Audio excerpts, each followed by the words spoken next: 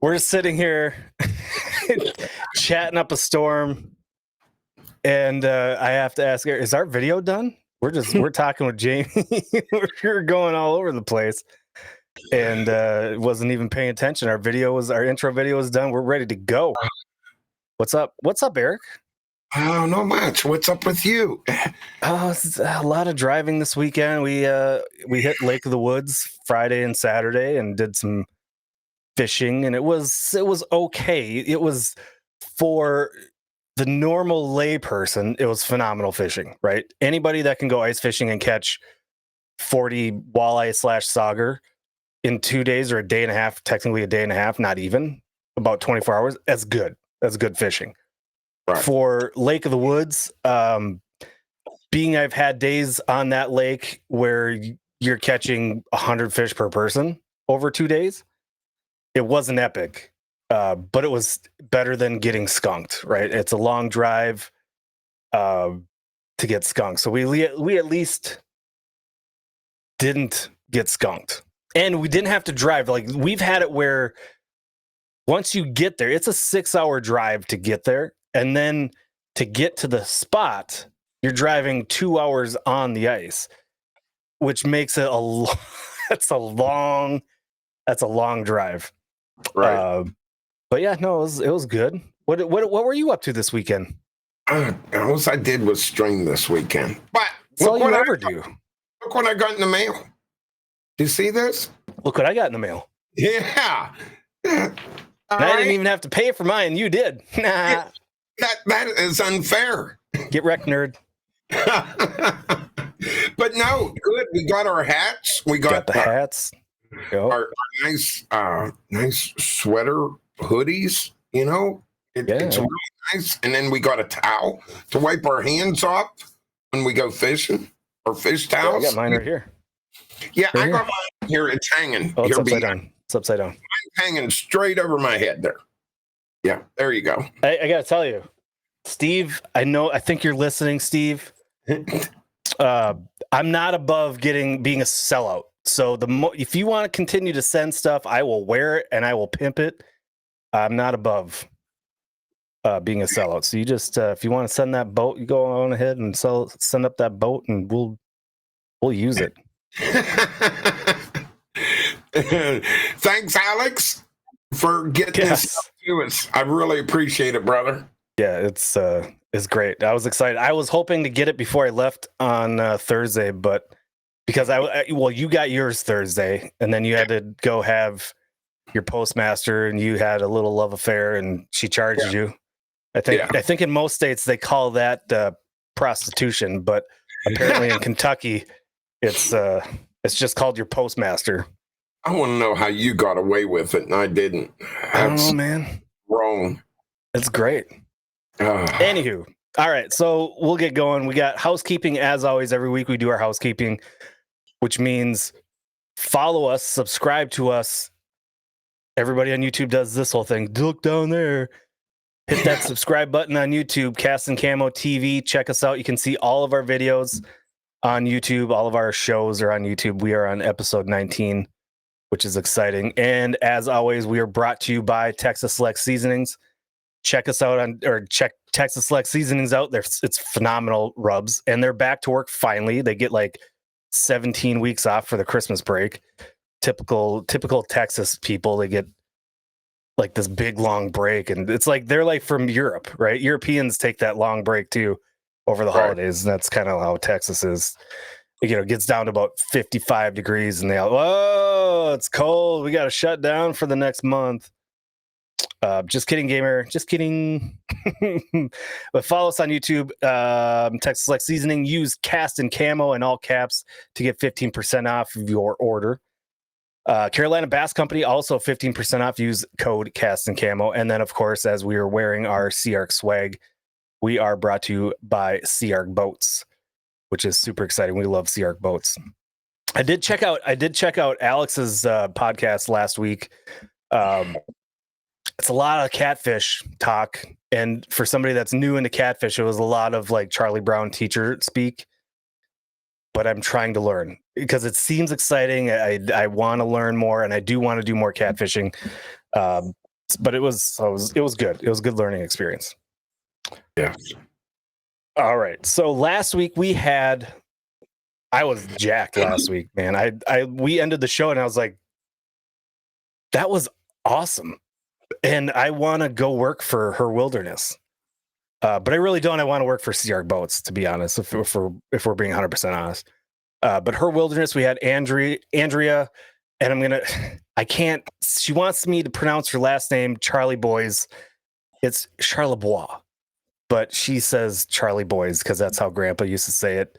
It just sounds way cooler when it's French, right? Charlebois. Oui, oui, sacre bleu. But Her Wilderness, check out Her Wilderness. Absolutely fantastic organization. Jamie, you're listening.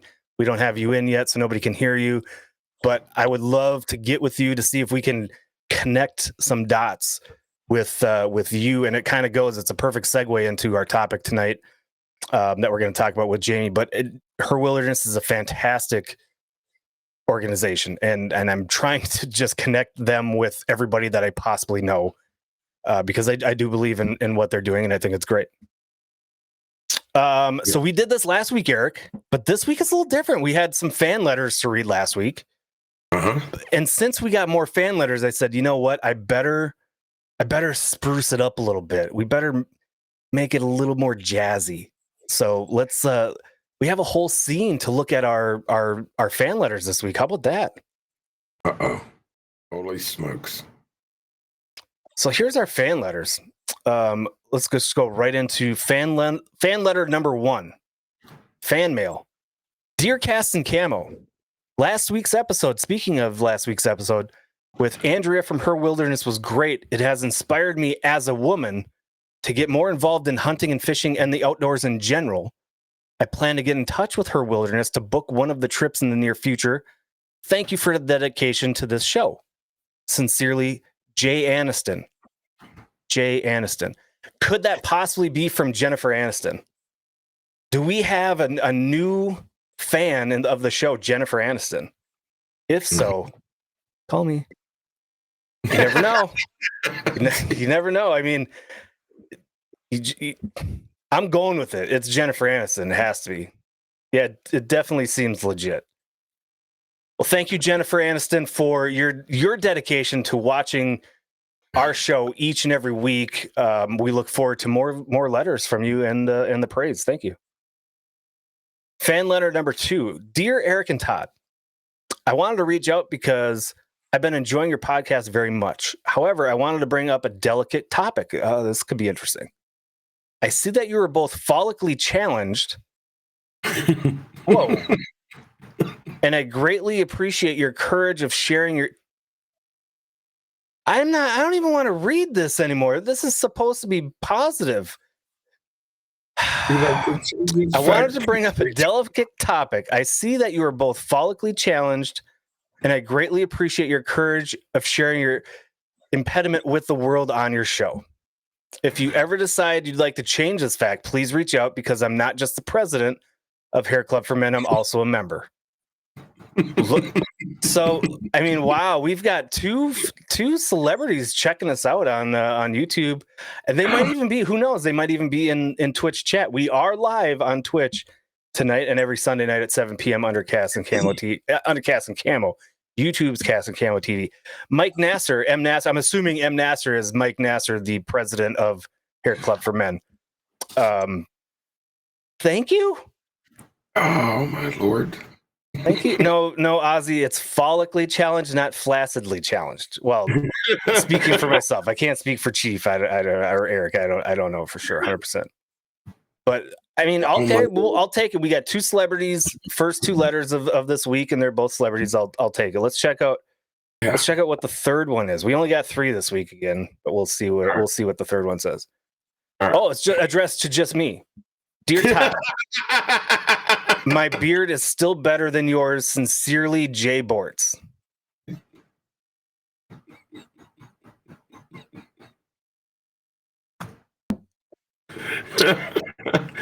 Jim? I think he's got better muscles than you too. I got one muscle that's better than his, and that's all that matters, my friend. Oh my Lord! Really? Yep, really. We're going there.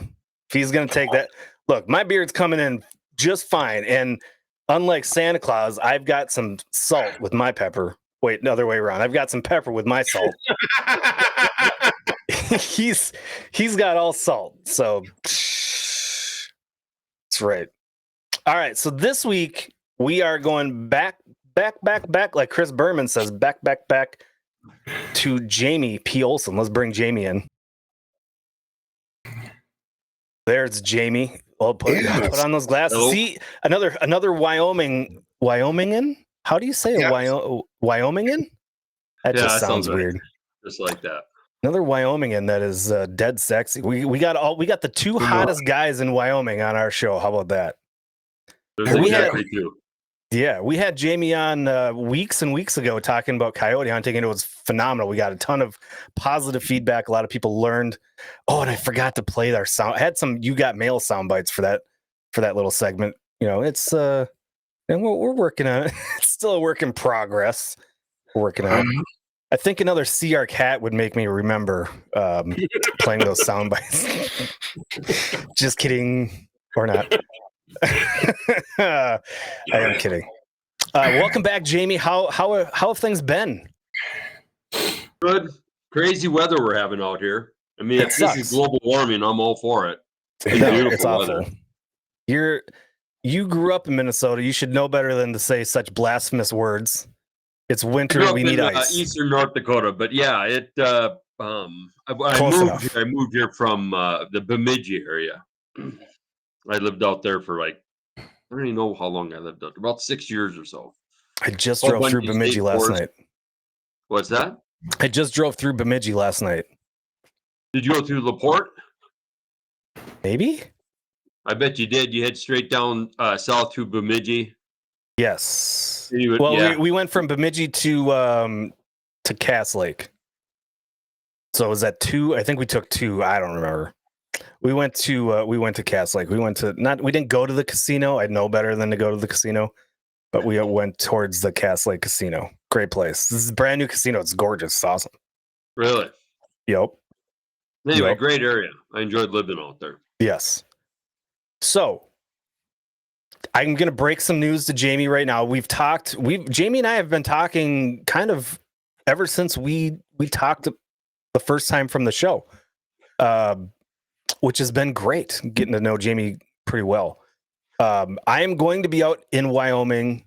Officially, it's booked, it's planned, July 4th through, I think, the 8th for some prairie dog hunting. We're going to drive out on the 4th early morning, and which is a Thursday, and then we're going to drive back on Monday. So you and I will have to connect after the show and see if we can connect once I'm out there, and that would be phenomenal. Yeah, for sure. How's coyote hunting been? I don't know what to say about it.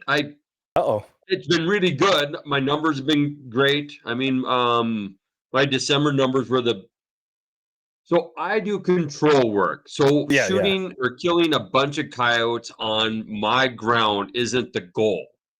The goal is to mitigate that problem enough in the springtime that I'm not dealing with mistakes the rest of the year. So I have an influx of animals coming in from neighboring properties, which everybody does. You get a flow of animals moving around after the big game hunting season. That kind of pushes all the animals around a little bit.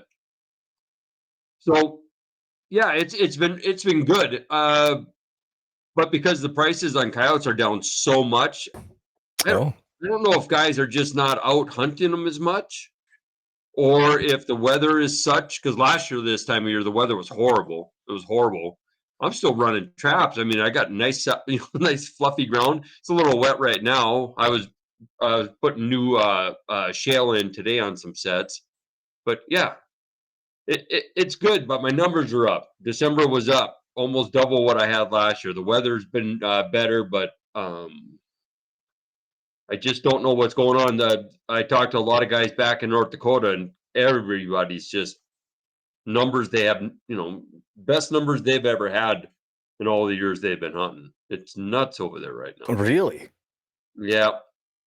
Wow. But I don't know what to attribute it to. I mean, sometimes when you're killing a lot of coyotes, you can there's a lot that goes into it, but sometimes you can almost make the problem worse to an extent, because where you have a dominant pair of coyotes on a bigger piece of property, if you kill the dominant pair out of there, there's strong argument that instead of having one pair in that same area, you might have 2, 3, whatever, because the younger pairs that move in aren't going to, they'll slowly figure it out over a few years. But anyway, it's, the numbers are up in every direction you look right now. The numbers are up, but they're not worth anything. There's no value in the fur right now. Is it just coyote fur, or is it all fur? Well, all that warring they got going on Ukraine and Russia and everything that's going on with China right now. China. I mean, even the Middle Eastern countries. I mean, so when you have developing third world countries, they still see as gold, precious gems, fur as being a symbol of wealth. Like over here, it's watches, shoes, and cars. Right. But over there, it's still gold. The commodities and such. So, we aren't able to get into those markets quite as readily as we were 10 years ago. I don't know if those are going to open back up. Like India, for instance, they're wanting to buy fur. A lot of Chinese markets, especially in the northern climates and stuff like that, they are historically always bought fur from us. But there's so much turmoil going on with and Trump didn't help any of that stuff. I mean, a lot of the tariffs that he set up with China. I mean, we sold a lot of fur to China. China and the big Canadian down, the parkas that were lined with coyote fur. I believe they've gone exclusively to fake fur now. And they were buying thousands and thousands and thousands of coyotes every year. Is that, now I don't want to get totally into politics. You already brought up the T word, but which is okay. Is that because of PETA?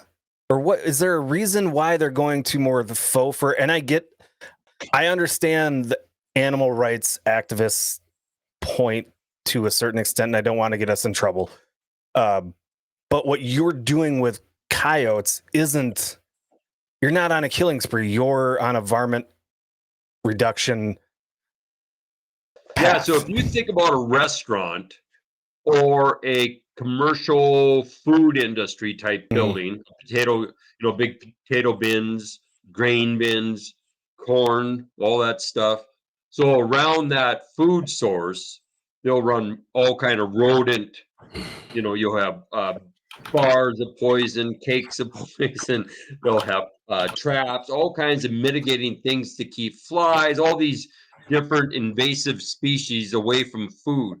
One of the things that kind of separate us from a lot of the world is that we have availability to relatively cheap food, and how we do that is keeping the expense down for the ranchers.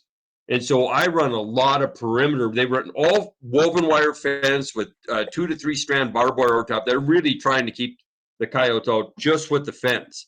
You're talking 250, upwards of 300 miles of woven wire fence that I'm on. Perimeter fence. But, they'll dig underneath that stuff. Occasionally they'll climb it. But most of that stuff, I'm catching coyotes that are coming in. We don't really have some big breeding population on the properties. And so we're just trying to keep the coyotes. I'm not out there just trying to kill some mouser so I can brag about myself. Right. I'm really dealing with problematic animals over a huge expanse of land.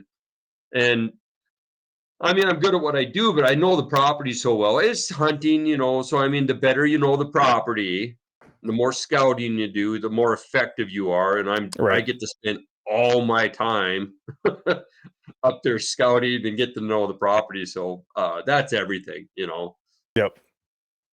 Interesting.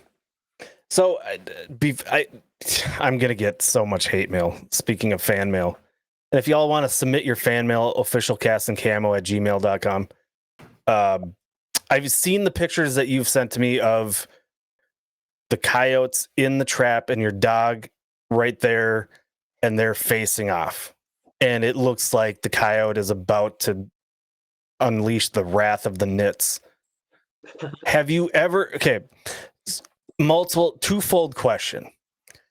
Do you think you could take, if you were in a cage, like a UFC cage with a coyote, and you were handed a knife, like a hunting knife, a hunting blade, what do you feel your chances are at beating that coyote with that knife in a cage match fight? Well, they're relatively small, and it's like with all canines, it's the legs that are sensitive on a dog. You get a hold of a leg on the dog, and all their focus is on the leg. You wouldn't want to mess with two of them, Sure, but one wouldn't be that. So the thing about the dog is, he's 8 months old, and what you're trying to do is get the dog. He's playing, he thinks he's playing, and so he's not biting nothing or anything like that. And then when you let him out, like today, I was up on a dike with a lot of sign on it. And so he knows what that coyote smells like. He knows that he's supposed to be finding them. I talk him up when I let him out, and we're going to go find a coyote on a drag.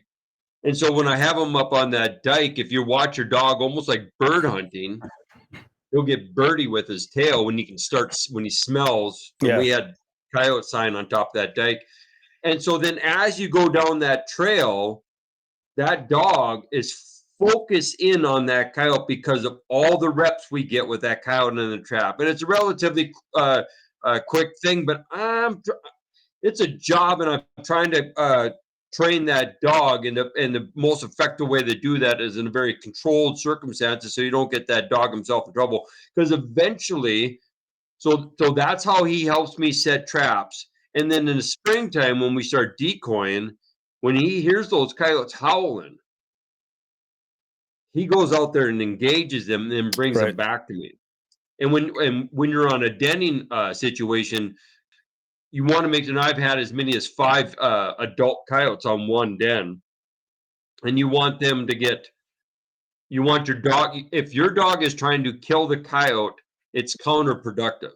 You don't want your dog to run the coyote away from you. You want the dog to come into you. Right. So the dog is out there playing with the coyote. No, the coyote is not playing. Right. With the dog, you have to have the right temperament of dog. It's not beneficial to have your dog trying to get in fights all the time, especially when you talk about fur. If your dog's going in and terrorizing that coyote in a trap and tearing it all up, well, what do you think that does to the fur value? Right. Yep. And so none of that is part of what you're trying to do, but you do have to train the dog. And you start out with pelts. You work yourself to a dead animal, and eventually, at some point, they're going to have to work with live animals.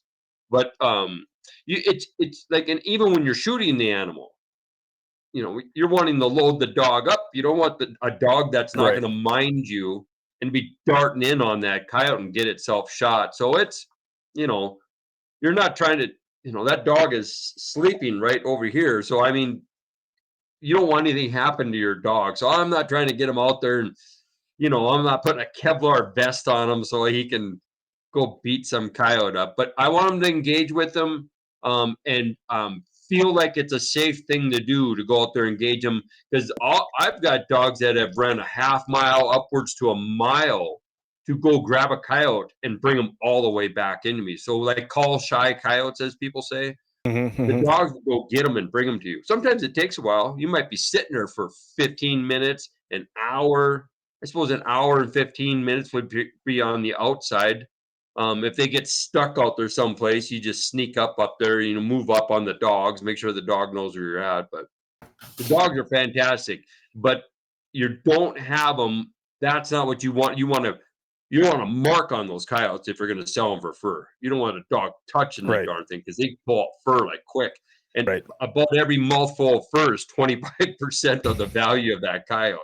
So, like if you have a rubbed shoulder, a rubbed hip during the breeding season, you could about figure 25% for each quarter that is rubbed out. That's how fast your value on that animal goes away. And the value animal, bobcats are still worth. Bobcats are always worth great money out here because rich people don't suffer through uh, any kind of recession, and so those higher end products, they always. I make the same money on bobcats now as I did almost 20 years ago. Year to year to year, it's almost always the same. So what I'm hearing is you think you would not be able to take a coyote in a cage match with you with a knife. Now, let's say instead of a coyote, let's say it's a walrus. Do you like your chances against a walrus better than a coyote 0. in? Really? Okay. No, I don't think you could get through the fat layer. Well, not with that attitude, mister. Thank you, Jamie. We've been fighting over this Todd, did you get the pictures I sent you the other day? Maybe. Yeah, on Discord. I think I sent you pictures of a couple presents right above the elk picture of Jim Bortz. You never commented on them while you were. Oh yeah, well, I'm not going to comment on that. Look, no. There's a reason right you're going to be fighting against. Well, just because they have a giant penis doesn't mean I can't take them with a knife. That's all I'm saying. Like, the penis doesn't scare me. If the penis comes out, I think I have bigger issues to worry about than if I'm going to survive or not from the tusk. That's all. Survive. Yeah. Well, of course not, because I'm going to crawl up the fence, do a backflip over the walrus, and stab it, and then it just rinse repeat. Raped by a walrus. Maybe. I'm sure there's some sort of fetish out there for that. Oh, it's Steve. If you're listening, don't pay attention. It's just a long, ongoing debate. But this is not the reason we brought Jamie on tonight. I mean, I did want to get a little bit of a recap on how your coyote season has been, but we mentioned last time you were on that you have your outfitter for mule deer and antelope. But we didn't really get into it too much. So I wanted to kind of get into that part of your life and that part of your business, so people understand that if they're looking for a mule deer or an antelope hunt, you're the guy to call, and you would be the first guy that I would call. So if we can we talk about the business, the outfitter, a little bit? Yeah. So when I first got out here, I was working for the government hunting coyotes. And then eventually in 2014, I decided to leave, and I had an opportunity to lease some of the ground. Some of the ranchers I was doing predator control work on, their family had been doing hunts on there, forever. But it does get a little bit much fielding all those phone calls, especially a lot of these ranches nowadays have wind farms, oil, natural gas, that sort of thing, uranium mines out here. And so they get to do a lot of more administrative work than what they used to. And so I was able to pick up some properties, which generally is almost impossible as being an out-of-stater to come out here and pick up antelope ground. But and I'm on these properties year-round hunting coyotes for these ranchers. Our Commerce County has the highest population of sheep of all the counties in the state of Wyoming. We run around 38,000, 40,000 ewe lamb pairs. And so I have about 45,000 acres of deed ground. There's probably another 10, 12,000 acres of state and BLM that's mixed up in there, of antelope and mule deer. And then my predator control work, I'm on about 144,000 acres of deed ground, about 6,500 ewe lamb pairs. And so there's lots of antelope. I have 3 different areas that I'm in. I've got one area, 29-2, that historically haven't required any points to get into there, which it's one of very few in the state of Wyoming that's the case on non-resident antelope tags. But it's a pretty good area as far as accessibility for well, I should back up on that. one of the things about that property is that the reason why it's tough to get it isn't tough to get tags in over there is because it's all private ground. There isn't any access. It used to be all just area 29. Now they split it between -1 and -2. All the private stuff is -2. And so the tags are relatively easy. Get access to property is terrible. I've got some property over there. And then on the other side of the road is area 26. I got almost 30,000 acres in area 26 for antelope. And area 22 is overlapping on that, which would be for mule deer.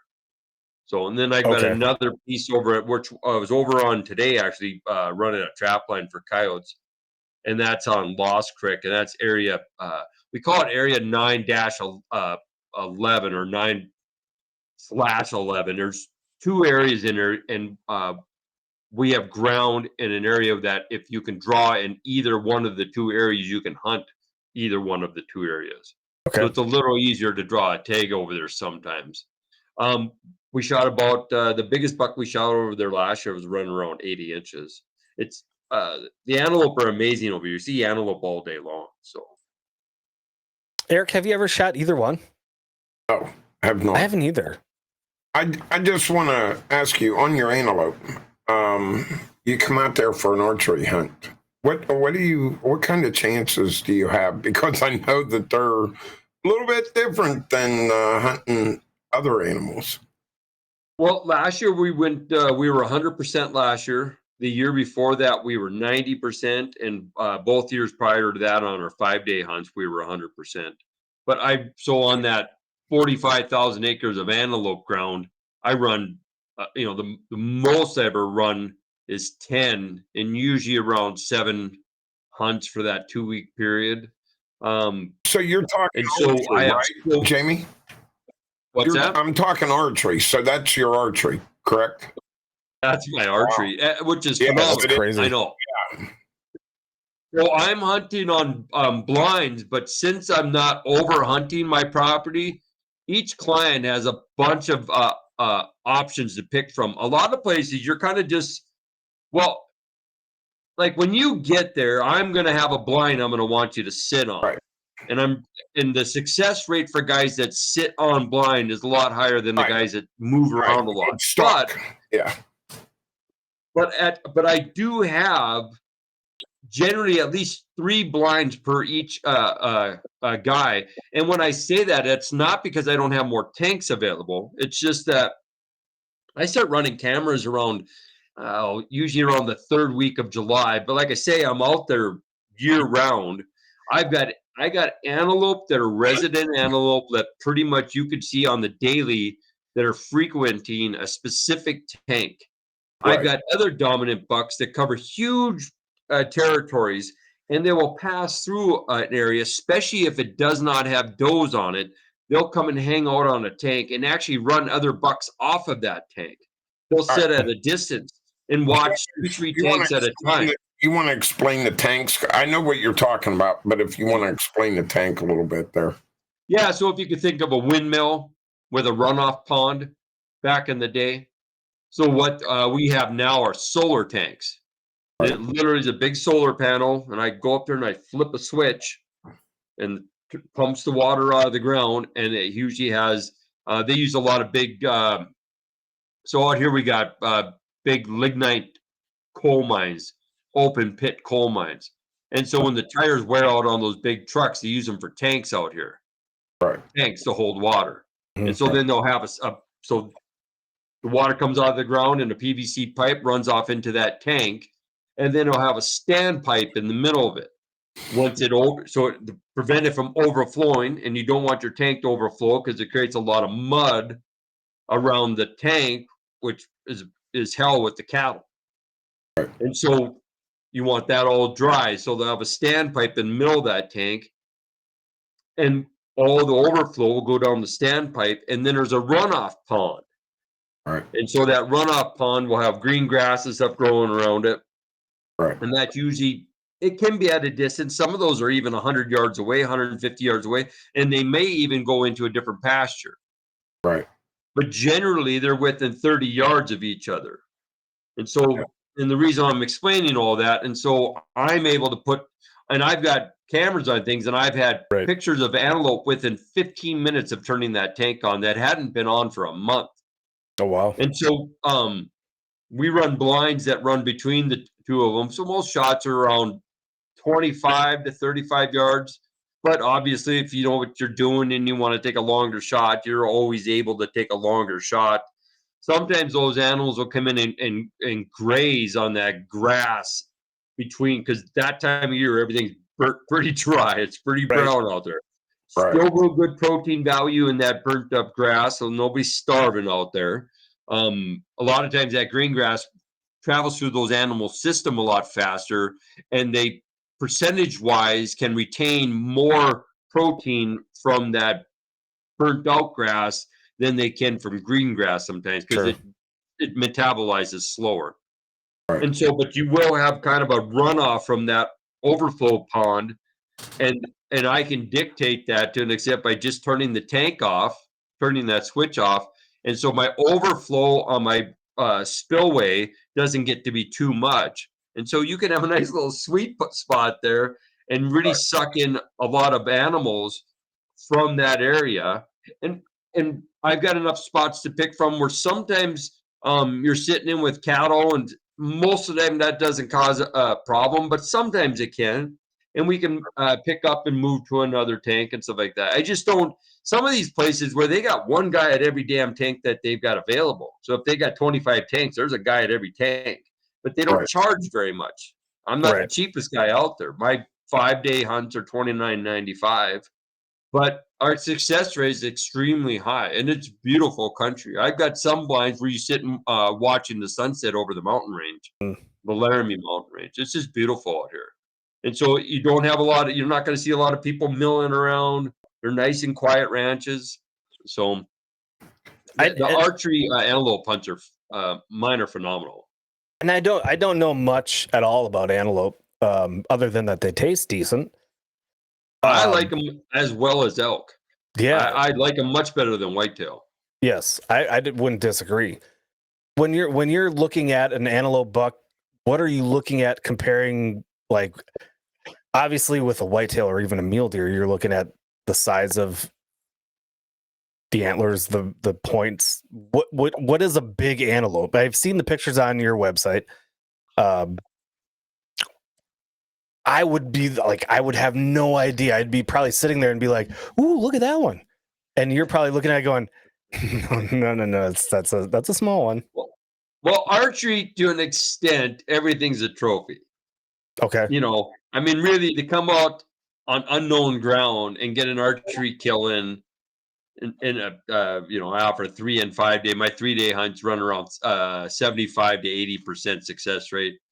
But to do that in such a short period of time is really difficult thing to do. So they're all trophies, but so you want to be looking at the stomach, for instance. You're wanting to be looking at the back, just like an old buck, an old whitetail buck, where you'd have that sway back, that heavy build on the stomach.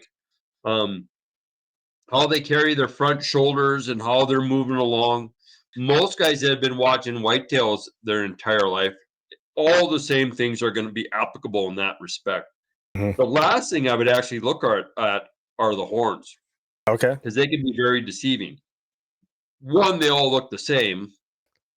And the other thing is on the younger bucks, the physical size of the head is, I mean, like, oh man, it might be 2/3 the size of an adult antelope buck. So you have a tendency, and the ears, I think, can be, I wouldn't say quite a bit smaller, but they're definitely small. And so the horns will look bigger. You could have two bucks standing beside each other. And if you're not able to recognize what the body looks like, well, think of the head, for instance. So you like a Roman nose on a whitetail buck. Mm-hmm. So you have a convexed or concaved shape to the nose, or it's straight. And so I've got, in my eyes, like a 1.5 to 2.5 old antelope from the bridge, or from the nose, the tip of the nose, like the bridge of the nose to the brow. I'm going to have more of a concaved angle and you start getting that 3.5 year of age, it's going to be, you're going to see less of that concave look, and it's going to look like a more of a straight line. If you start getting the 4.5, 5.5, and so on, then you start to have that big Roman nose. The nose is going to look pugged in, bigger brows, wider ears or wider eyes. And then you want to look at the ears, and you have the fork on those antelope, the prong. What you want to see is where the tip of the ear is at the very least at the bottom of where the prong would be, or the fork of where the prong would be. So like if, I don't know if you can see this, where are my damn hands at here? Kind of. There you go. There you go. So this part right there. So if you could envision the tip of the ear rising up to that. So if you can hit at least that, you're probably looking at about a 6.5 minimum height to that. And then you could double it from the fork up to kind of get a guess on what the height of that horn would be. And then if you want to look at the diameter of the eye compared to the width of the horn, there's all these little things, but I wouldn't talk to my guys about being overly distracted with those things. Because I'm running those cameras and because I'm out there as much as I am, we're usually having a conversation about what I expect them to be seeing. You're going to be seeing 2 little bucks. Here's some pictures of them. There's a pretty decent buck that comes in with 2 does, and he's in here all the time. And if he's sitting glass in the morning, he's usually laying up on the hillside. And we got one really good buck. Here's a picture of him. And he's been coming through every few days or so. Good luck. You know, that's kind of the that's kind of approach. But I'm really do spend the time out there. But it's not because I'm like a big go-getter per se. I get paid to be out there the rest of the year. Right. So it's an easy, I'm saying it, it's easy for people to say, oh yeah, the rest of the year when you can't see me, I'm out there all the time. I am out there all the time because I work with all these sheep, and I have been since 2007. And so I've just got such a strong relationship with my ranchers. One of my ranchers, he's the head of the Republican Party for the state of Wyoming. Old family, you know, the big cowboy with the spurs on. When we go meet up at the bar, his border collie's laying at his feet. He's still got his guy. I tease him about the spurs, though. I do tease him about the spurs because we've known each other for a long time. But anyway, so if you and the reason why I say that is that when you come out to Wyoming, it really is the cowboy state. Most of my trap lines, I've trapped on the Oregon Trail. I've trapped on the Mormon Trail. There's grave sites on trap lines that I've been on. There's Indian artifacts all over this country. It's the stuff that you come across out here is just unbelievable. Old settlers, you'll find where their old homesteads were. Right. And if you're on a place where we have that, we'll show it to you. Every once in a while, we'll have a client that will find an arrowhead. This is all private land, so there's nothing wrong with picking that stuff up. But you'll find the old campsites. And for me, when I find the Peruvian campsites, the old sheep herders, I found out over the years that the Peruvians would put their campsites on the old Indian campsites. Oh, once, yeah. And so you'd find these, because you'd find the tin cans.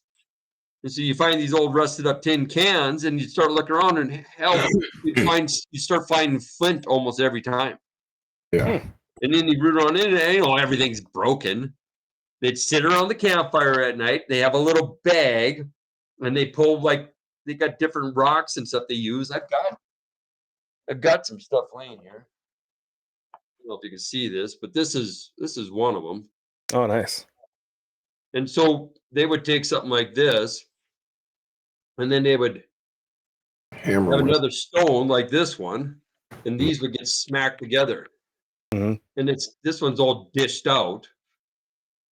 Oh yeah. Mm-hmm. But you find that stuff just laying all over the place. Here's another one. These are just. Yeah, you got to run this camera, man.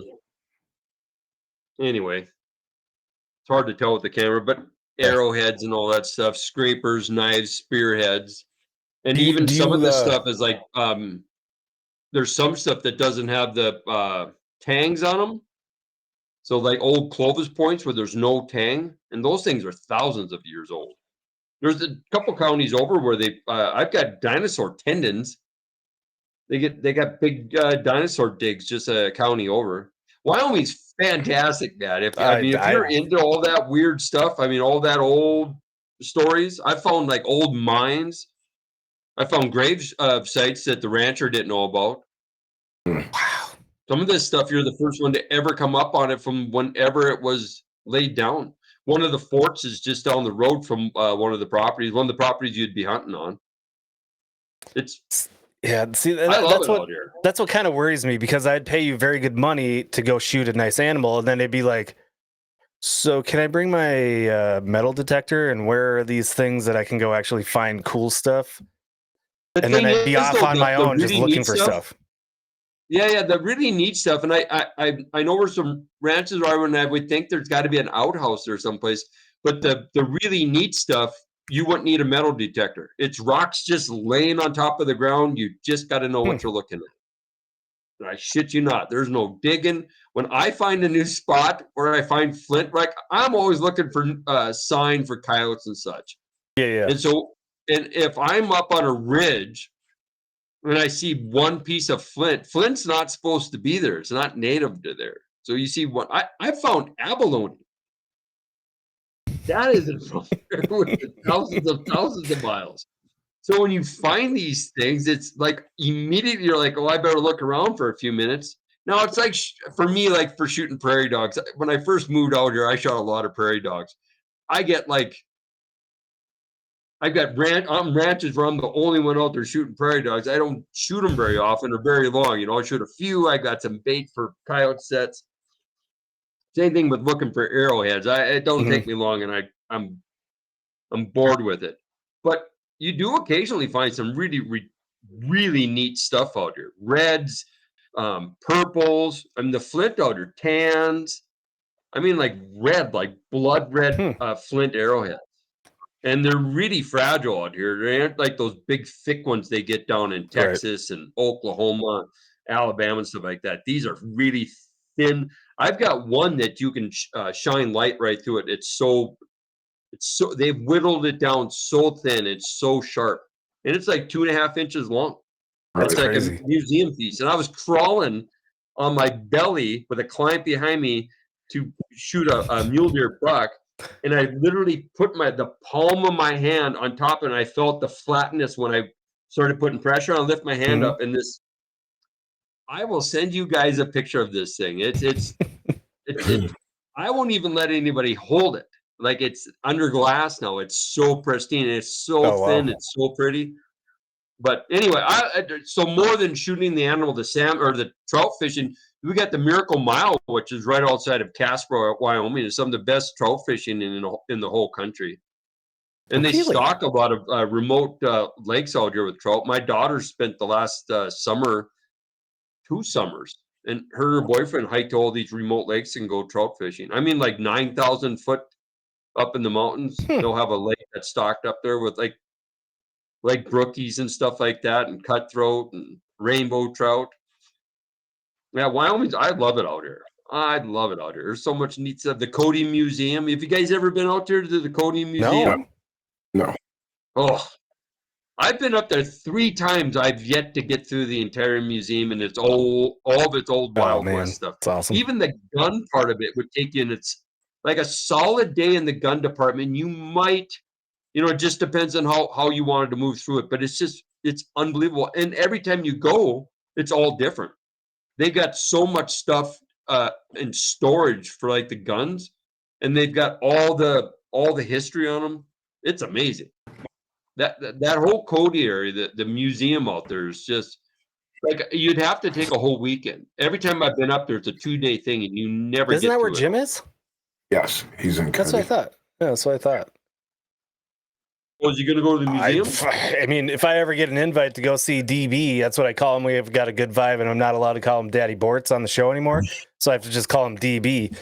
But yeah, if we ever... What?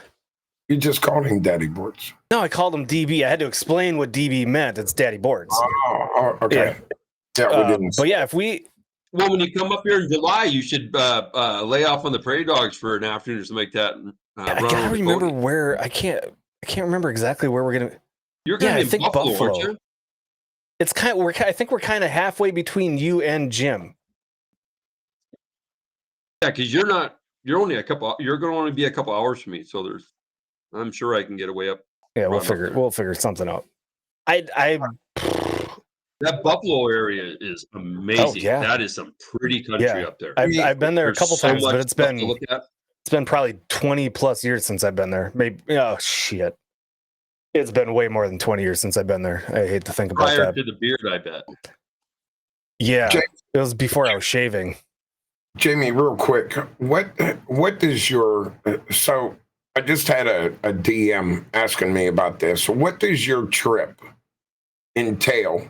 If say someone in stream here wants to come out and do an antelope archery hunt or something, what does that trip entail for whatever price it is, 5 days, 3 days, whatever it is? What all does that include? Do we have to get our license? They're wanting to know.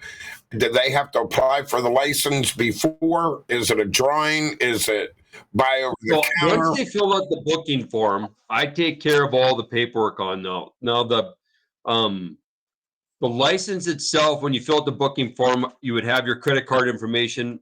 I will go on to the Game and Fish website and take care of all that, get your sportsman's ID number and such, handle the drawing, have the license mailed to me. The hotel, that's also on you. What I provide is I pick you up in the morning from the hotel. On the archery hunts, we usually start, I usually pick guys up usually around 4:15 in the morning. It just depends on which property we're going to go to, but usually around 4:15 for the closest property. Once you get your animal on the archery stuff, if you wound the animal, we're with you the whole time as far as the spot stuff. We really have a high success rate to pick up our wounded animals. You would want to think about it as hunting with a nephew or the favorite uncle kind of thing. We're going to hunt that animal the exact same way we would hunt it with our, with somebody that we care about that we're going out with. You're not going to be running into a bunch of other people. You're going to have a very one-on-one type of experience. Once you get that animal out in the field, it depends on what your route is back home. If you need to fly out and we need to get to a processor and have a 24-hour and have them flash freeze it so we can get it on the plane the next day, that's one thing. Right. But generally what we're doing is that we're skinning it in the field. We tape it, quarter it. We have coolers that goes on ice immediately. When we get it back to town, we're either freezing it that night and putting it in the freezer and leaving it there until you leave. The cape and all that stuff comes back to my place. My taxidermist picks it up once a week at the house. You, of course, we can package that up and you can get it sent to whatever taxidermist you want to get it sent off to. But once you get out here, we kind of take care of everything. If you need to get picked up from the airport, we do that. If you need the meat run to the processor, we do that. We'll run you back over there to pick the meat up, run you up to the hotel up in Casper if you need to spend the night up there before the but once you get the booking form filled out, as far as all the logistics and all the little stuff that I have a lot of clients that have spent their entire life hunting by themselves. And sometimes their wives are a little less thrilled about them hunting by themselves anymore and would rather them have a little bit help dragging that animal back to the truck, rather than have a little bit of help with the gutting it out. All the little processes, especially from hunting in a different state where you don't have to worry about trespassing. You don't have to worry about whether or not you have permission to be where you're at. Yep. Don't have to worry about scouting. My rifle hunts since 2014, which is when I started my outfitting business, I've been 100% successful on our 3-day antelope hunts. We have lots of antelope. What we're there for is to help you pick out which animal is the best animal for you.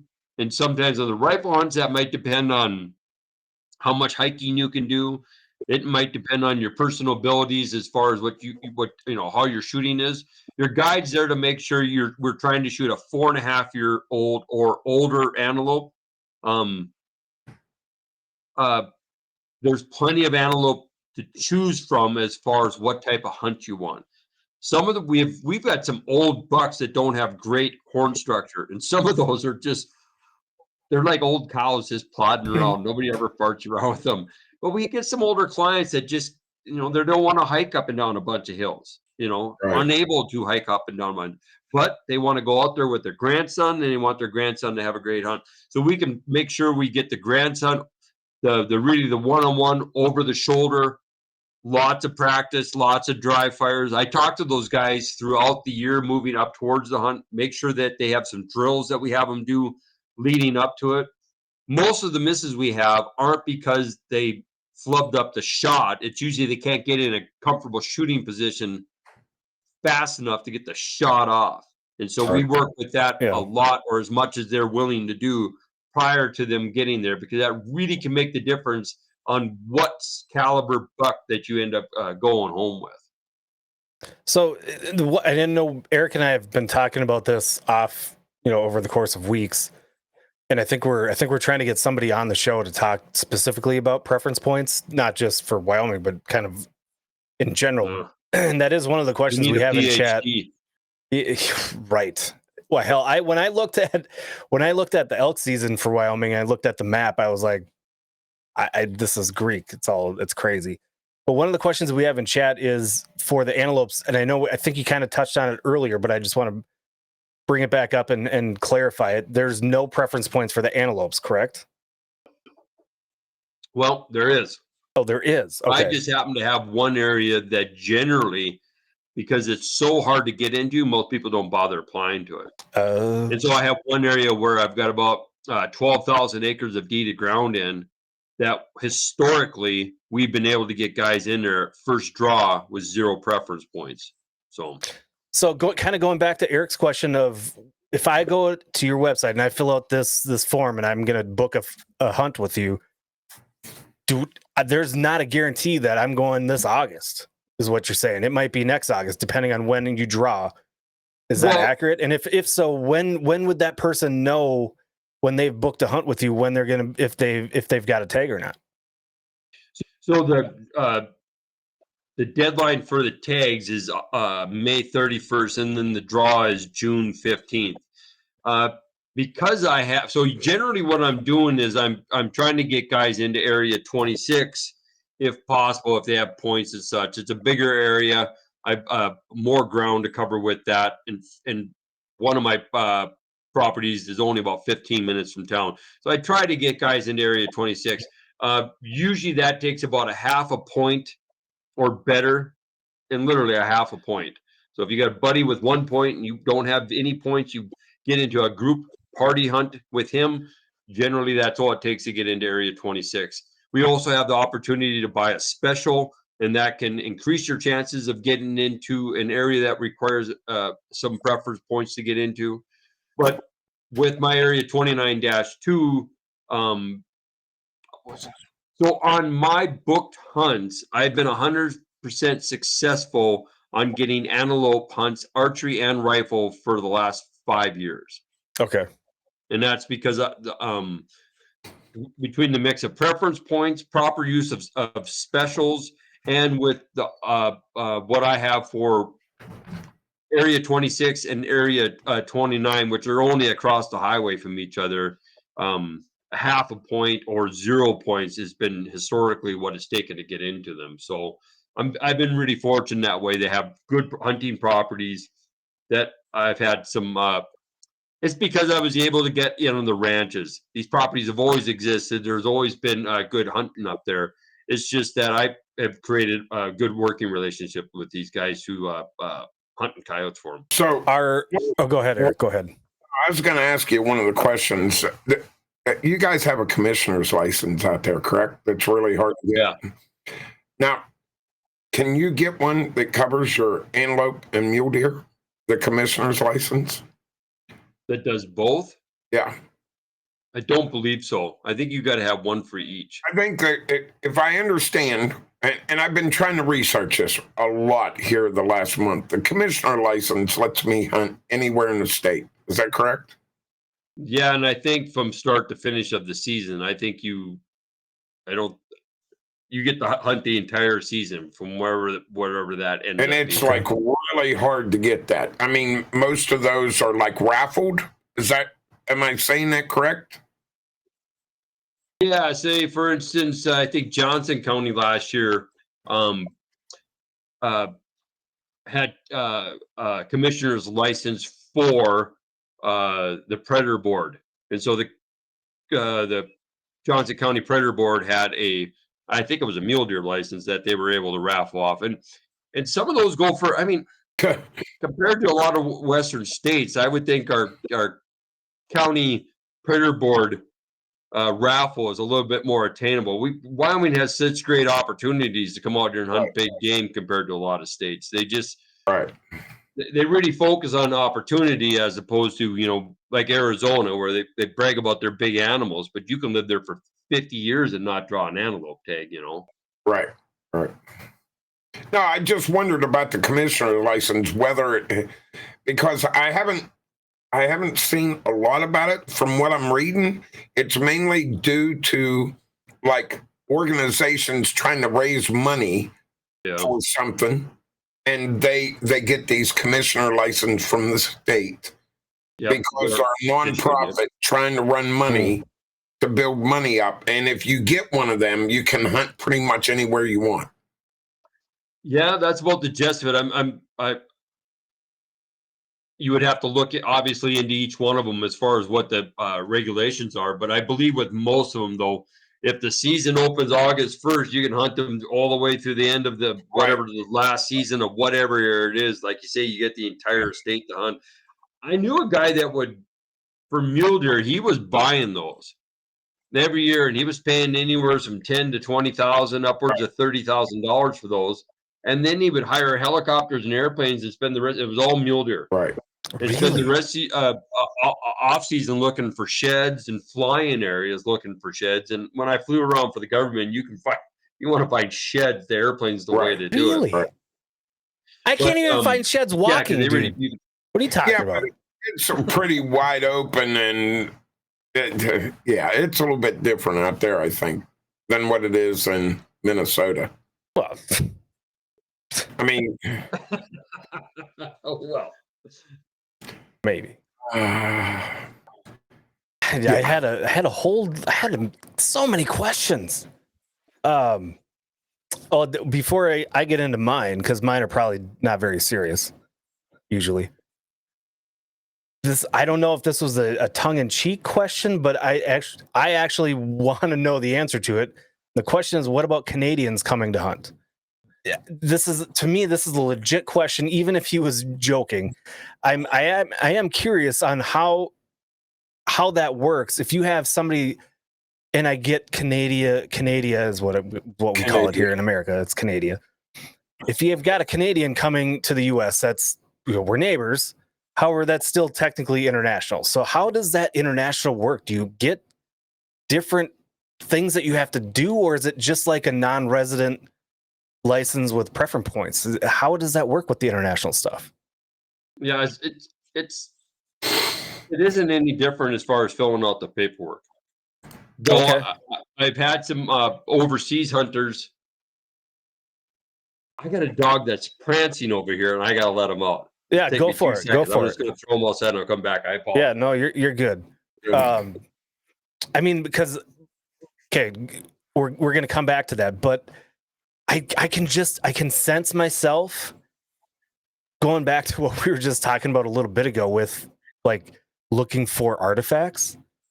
I love hunting. You know me. I love hunting, but I can hunt and shoot an animal anytime. There's only so many times that you could go somewhere where you might find an arrowhead from thousands of years ago, right? That's crazy to me. Like, I kind of want to know, how do I get out there and not hunt at all? Like, what does it cost for you to bring me to somewhere that I can hunt for artifacts? For like 2 seconds. Our farm is nothing but artifacts down here. It's all Indian grounds along the Ohio River. Yeah, but that's Kentucky, and Kentucky is fake artifacts. Wyoming's like legit artifacts. No. We got Flint Ridge, Flint here. We've got, I mean, you'd have to come and see it. Okay. Did you ever watch the Eric? I bet you did. Did you watch the Reverend or not? Oh, what was it? Unforgiven. Yes. Clint Eastwood. Yes. Yeah. Well, when his buddy Ned Morgan Freeman got killed. Yeah. Spoiler alert. In Cow Creek Buttes. That's in Commerce County. Yeah. Yeah. And so where Jim Bridger was bringing people across the river in the first Pony Express, that's in if it's out of Commerce County, it's like hundreds of yards out of Commerce County. But all that stuff is this right here, man. There's so much history. Yeah. I haven't seen that movie, but now I don't have to. Thanks, Jamie. Appreciate that. Saved me probably 2.5 hours of my life. That's awesome. Okay, that came out what like the hell in were we talking about? We were bro. talking about international stuff, weren't we? I had a guy from Slovenia come out one time. It's a made-up country. And when I went to the airport, I went to the hotel to pick him up. They told me it was from Mexico. And they thought his name was Jose. His name was Joseph. It wasn't Jose. It was Joseph. That's funny. And I brought my daughter with to pick him up. And so she put an app on my phone so me and him we could communicate with each other. It was awful. It was awful. It was and he was out of camp and he was a crabby old man. Just really? We got a nice just animal, like Vexa's crabby old man. Look, if I don't get my coffee or Mountain Dew, look, things happen. That's all we can say. Okay, I have a very important question that I think, and I want Jamie. I'm going to tell you. I'm going to preface this question with, it's probably not a question you're going to want to answer because most people that run a business like you're running don't answer. They'll give some cockamamie answer, but I want 100% honesty because it's people like me that have a phobia of this topic. I'm gonna set up a hypothetical scenario. I book a hunting trip with you, and that trip is gonna cost me $4,000 between the trip with you, the lodging, the travel, all of this stuff. Okay. I shoot an animal, whatever it is, whether it's a mule deer, antelope, whatever it might be. Do I tip you? And if so, what is as the outfitter? What? As the outfitter or as the guy? Okay, let's go both because now you're frightening me because now my $4,000 trip is about to turn into about a $6,000 trip, right? So you usually want to look at the tip for your guide is generally 10 to 15% of the cost of the hunt itself, not the hotel rooms and gas, but the hunt, the outfitter portion of it, like going to get a good meal, Yeah. The guides are, we pay. I pay the guides well. I've been a guide since 2012, and I work for a big outfitter, and I do like mountain hunts and horseback and bear hunts and stuff like that for him. Stuff that I don't provide, and I got into the business from him. So I always try to model my stuff off of him, and he's one of the largest outfitters in the country. So we try to pay the outfitters well or the guides well, but. So usually what I tell clients are that if you shoot within the standard of like an antelope, if you come out here and I'm telling you you're going to shoot a 68 to 72 inch antelope, and a really good antelope is in the mid 70s, and you come out here and shoot an 80-inch antelope, you might want to consider tipping your guy because he's the guy that knew where that thing was at. And usually with those hunts with me, historically, I'll get 15 to 20% on that for that hunt. But it's like a meal. It's like going off for any other one-on-one. Yeah, but services. I've never ate a meal that cost me $3,000. Yeah, exactly. No. I completely get that. But I agree with you. And it's the same as tipping your waitress. I get that. So you're doing this once a year, once every other year. So typically, the guy tip you and the guide. No. So they just tip. So if you go to, let's say you go to a camp. Right. Let's say you go to a horseback camp. Now you've got a cook. You probably got a camp jack. Right. You probably have a wrangler. You probably have a camp foreman, camp manager. and then you're going to have your guide. And then you're going to be on an elk hunt that's going to be, and it might be a mule deer or a high country mule deer hunt. And you're probably looking at a hunt that's going to be somewhere between $7,000 and $12,000. Yeah, that's what It's I've just figured. one of those things that you budget back. You budget back into the hunt. It's like, I mean, if you're not rich and you don't have a lot of money, most of these people watching in here right now, maybe once a lifetime trip like this. Well, and you're talking like a high mountain hunt where you're either in tents, canvas tents, you're in lodging, which are, the cabins and stuff like that. One of the things that you're paying your outfitter for is to keep you safe.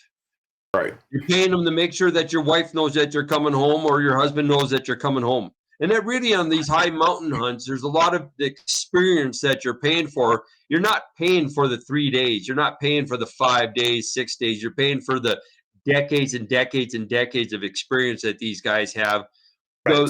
The one outfitter that I work for outside of myself is most of the guys that I work with are either cops or firemen, ex-military. Like if there's something going on, you got the same EMTs around you, and a lot of the because of the nature of this, how seasonal outfitting is, guiding is, that a lot of firemen are able to take those time off. I couldn't tell you how many firemen in this part of the country are guides on the side because they move out here specifically for the hunting, do the firefighting, and then just hunt the rest of the time. As long isn't that right during the fire season though? Well, not forest fires, just regular, town fires, fire halls and stuff like that. Yeah, send whiskey home.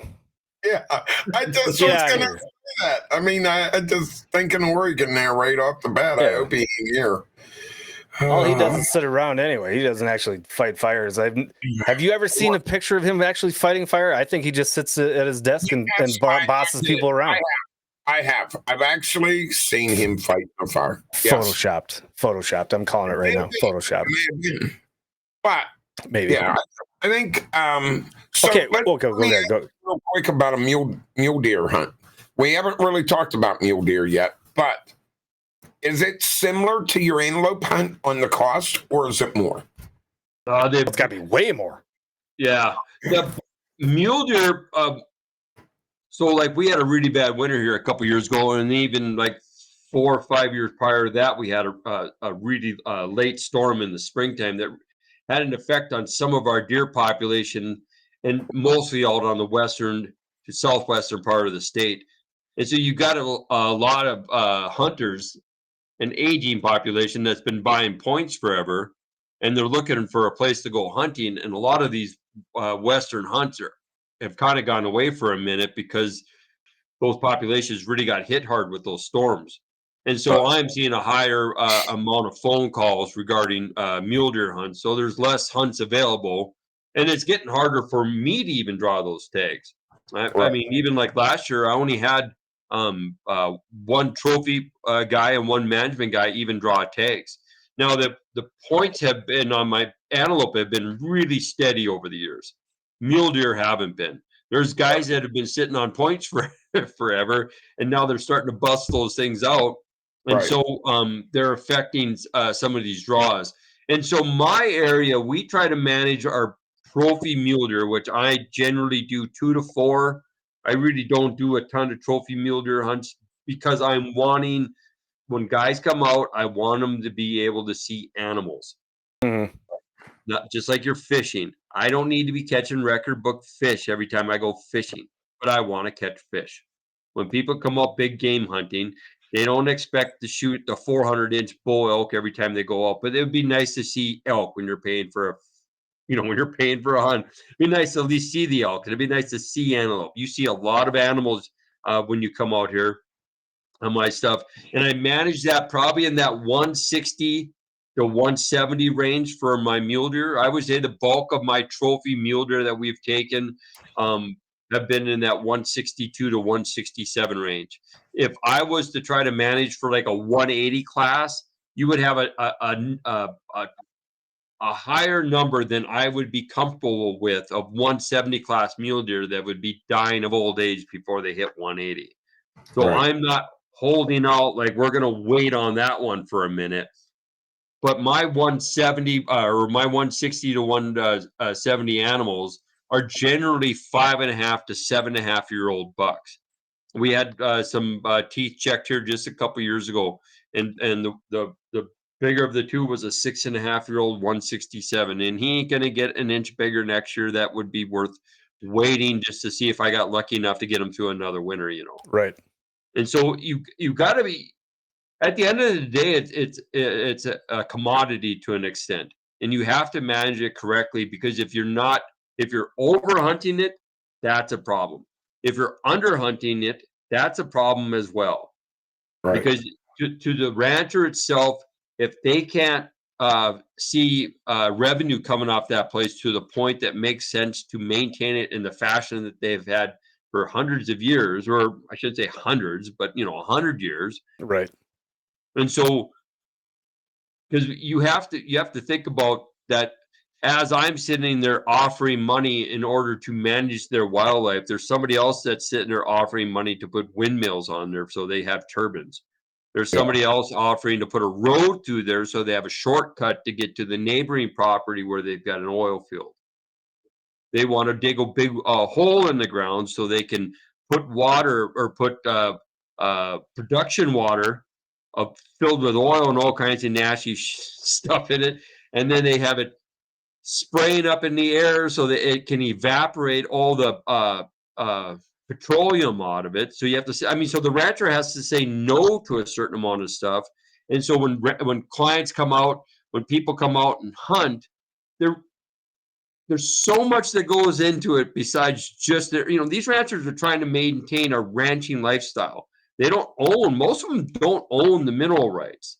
Right. If they own the mineral rights, they wouldn't bother having livestock anymore. The reason why there's livestock out there, because they generally don't own the mineral rights. And so by you coming out and hunting on these properties helps them keep the damn property, which helps them maintain these big open expanses of land. And so they don't just turn into a big plot of concrete with windmills and oil pumps all over the place. And I'm telling you what, some of these places, that's what they turn into. Right. If the rancher has other ways of making money off, he can say no to some of the stuff. Can't say no to all of it.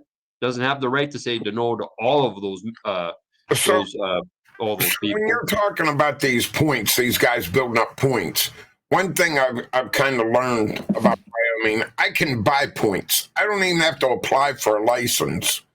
I can buy points and build them points up every year. Is that correct? Yeah. So between like July, it might be July 1st or 5th or something like that, to the end of October, you can go in, and like a antelope point is $31.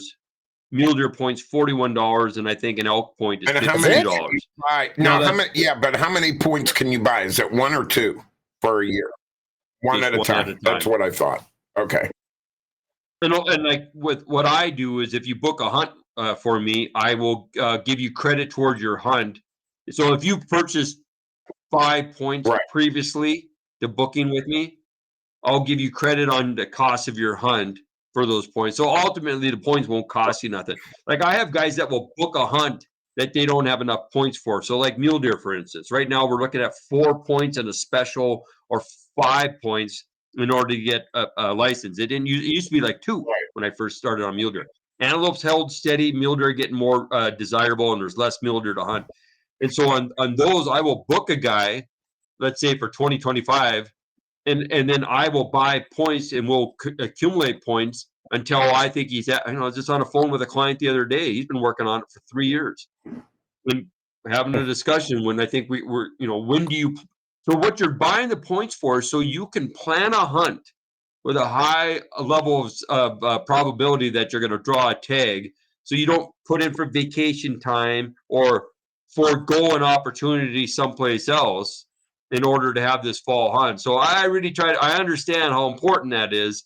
So I try to work with guys to make sure that if I'm telling them this is the year, then this is the year. And with antelope, most of the time we can do it the same year.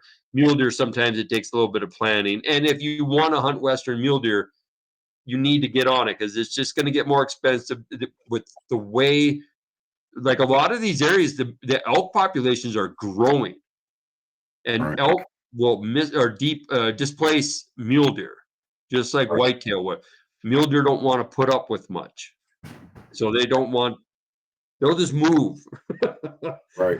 They'll go to marginal areas. They allow everybody else to push them off. So if you're wanting to go mule deer hunt, the sooner you get going on booking a hunt, the better off you are, So mule deer are kind of like men, and elk are kind of like women. We just don't want to put up with them. They start moving and encroaching, and we just say, we're going to go over here. Well, the cows on mule deer run everything. I mean, they have a strong hierarchy. Yeah, of course they do. Yeah. So do you envision yourself doing elk hunts? No. Why not? If I did, it would be very well. So the joy of going out and hunting elk, I really like taking clients out to do that.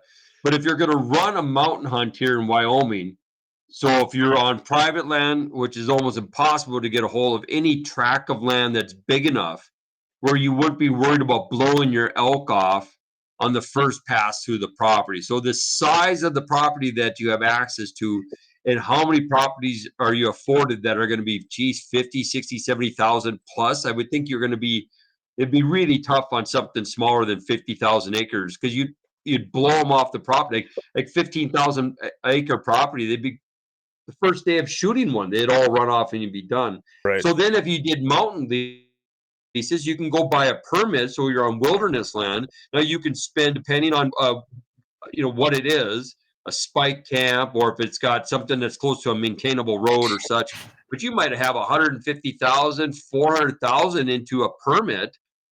And then the overhead on it isn't too bad because the Forest Service doesn't charge you much, compared to like BLM, but buying the permits, and there's a very limited amount of permits. And then on top of that, you got to go buy all your tents. You got to store your tents the rest of the year. You have to lease horses. Yeah. It's a little bit much. And then you have to start talking about volume. And then you have to get an area where you can have repeat customers. So like with antelope hunting, I have repeat customers almost on the yearly. I've got guys that have been out 4 or 5 years in a row. Elk hunting, you really got to have the right area that you can get into and still have a high enough. So there's areas that you can get into with very low points, but the success rate is so low. Why would you want to spend $7,000? Because it doesn't matter to me if you're successful or not. Really, it costs me the exact same amount of money. Right. I want you to come back, so I want you to be successful, but it doesn't cost me more money one way or another. Right. So I'm doing it because I want you to come back. Well, I want you to bring your friends and family. Plus your elk hunt, you're going to be backpacking in. You're going to be staying in a tent. Everything's going to be totally different. The food, all that's got to be supplied. And it's going to cost you got to hire triple or 4 times what it's going to cost you for an antelope. I understand what you're doing. It makes sense to be able to do it. So what? And go ahead, Jim. I offer a lot of services that most outfitters don't. Most of them aren't going to be out there skinning, quartering, cutting back straps, and putting them on ice and caping out in the field. That isn't being done. I offer a lot of extra stuff. Come out there and get a trip. Are you going to cook for me? Yeah, man, we'll cook up some antelope. He's gonna fire up a goddamn fire with wood, and he's gonna put some beans in a pan over that fire. He's cooking for you. There's your dinner. All right, I'll eat it. Cast iron pan. That's right. Cast iron pan. So what if I got to sear those antelope steaks? I mean, it's barely a minute on each side, and you just throw it off to the side, let it rest for a while, and then you slice it up really thin. You throw it back in there after you put a bunch of butter in there. Slosh that around for just a couple seconds. You pull that up, put some sea salt on it. Yeah. Crack yourself open a beer. Holy hell, man! I would bring. I'm not kidding you. I do that all the time. You slice it, and when you let it rest and you slice it, it's on the very center. It's still going to be purple. And after you splash that butter on it for a couple seconds, I love antelope. I love antelope. People always tell me about, oh, it tastes like sage. It's this, it's that. That's why I'm skinning them out in the field. That's why I'm cooling them off as quickly as possible. That's why we go through all the extra steps, because I want people to go home and brag to all their friends how good that antelope is and how much better antelope is compared to whitetail. I grew up shooting whitetail archery on river bottoms in eastern North Dakota in 1970. I had my first tag in 1979. I shot my first archery whitetail with a 45-pound Jennings recurve in 84. And so I'm a big-time archery guy. My archery hunts, for instance, are way more work for me than my rifle hunts. Way more work. I put way more effort into those damn things. Yeah. That's probably one of the reasons we have such a high success rate, and I do such a limited number, because I bet I've guided 95% of all the hunts I've done for archery in the last 9 years. And so I'm the most ragged. I mean, I'm up at 3:30 and usually get to bed between 10 and 10:30 for a 2.5 week straight period through that. I try to have guys in the blind before the sun comes up. I try to make sure they get a full day out there. We pack tons of food, coolers out there with ice and water. It's a brutal little hunt to an extent when we have 100-degree days and stuff like that. But we'll have blinds where we get 30, 40, 50 visits of antelope every day. And then on top of that, you may get elk and mule deer that come in there. Right. And so and then you're looking at country that you just generally don't get to look at. A lot of my clients come from out east. Tons of guys from Pennsylvania. I heard those guys are trouble. I've advertised Pennsylvania, Texas, and Florida. And Texas guys, they all could shoot. For all archery guys, if you get archery guys, it's just that archery guys are a different type of hunter, really. That's true. So what if I want the ultimate experience and I say I've got points, I want this, I want that, I'm gonna go shoot a mule deer. That's what I'm paying you for, is a mule deer, but I don't want to stay in a hotel. I want to get on a horseback and I want to track these sumbitches down. So I guide out of a camp, out of the Box Y Lodge, and that's all that in a bag of chips. That's some of the most I don't know if I'd say. Well, I grew up on horseback, but it's all vertical over there. But it's got world-class mule deer. And that would be the Grays River outside of Alpine. And the camp that I'm hunting out of right now up there, it was Jackson Hole Outfitters, which was a tent camp, and then the Box Y. The Box Y is still an operating outfitter up there, and that takes a couple points. Usually those types of hunts, you're going to be looking at probably like 5 points minimum. If it's a do-it-yourself hunt, some of those areas, obviously, because there's going to be more people up there, you can get in those, like south of town here in the Laramie Range, Area 64 and Area 65. Mm-hmm. Generally, you don't need any points to get into those. But they got a higher prevalence of CWD down in those areas, and so harder to find a 4.5-year-old or older mule deer. There's always trade-offs. Right. But before you pay for an outfitter, before you do a do-it-yourself hunt, I would go with a reputable outfitter, even if you don't get anything. One of the things I try to make sure that I press upon my clients is that you're going to get an opportunity. If you don't take the time to listen to me and take the opportunity to listen to somebody who does this full time and has for decades, there's no way you can get out of this without learning something from me. Right. And so even if you hire like when I started control trapping, I paid a guy. Cost me the first trip out there. I think it cost me, it was either $1,650 or $1,850 for 2 days with a trapper. And I had to pay for my lodging, right? And I didn't realize all these little things that he was doing. Some of it he wasn't telling me about. I was just observant. But if you're a lifetime hunter and you get to spend a one-on-one day with a professional guide in his element, and you spend the entire time talking about all the big shit you shot back home, you're really missing out on an opportunity if you just let that man talk a little bit Now you can run into a bad a client, and you can run into a bad guy. But my experience have almost exclusively been positive. And I weed out some guys through the whole phone conversation, but most of my guys walk away with a nice antelope or a nice mule deer, but they'll walk away with a bunch of experiences. But generally, they're a much better hunter.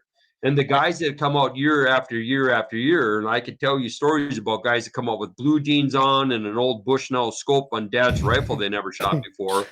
And now they're going to classes. They come out with, actually, good quality rifles with good scopes, good ballistic knobs, bipod, proper clothing, understanding what proper clothing looks like, at least how I want them to be dressed when they come out there. Right.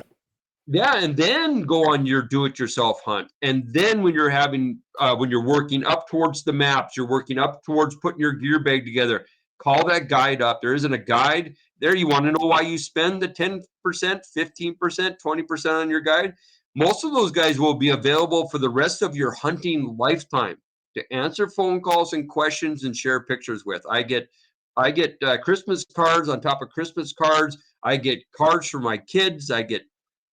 A lot of my clients are repeat business, and a lot of those people send their kids when they get older, and a lot of those people stay in touch with me.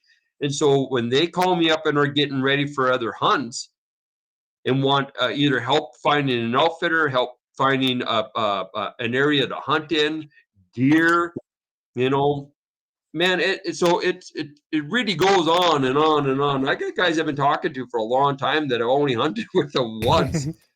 And they're always calling me with questions, and I'm happy as shit to give them some answers. And I love to when the advice I give them works out, and they call me up and show me a picture of something, or I did what you said to do, and then this is what happened. And a lot of it I used to shoot, archery league, shot some competition. Used to shoot rifle league, silhouette mostly, shot some competition.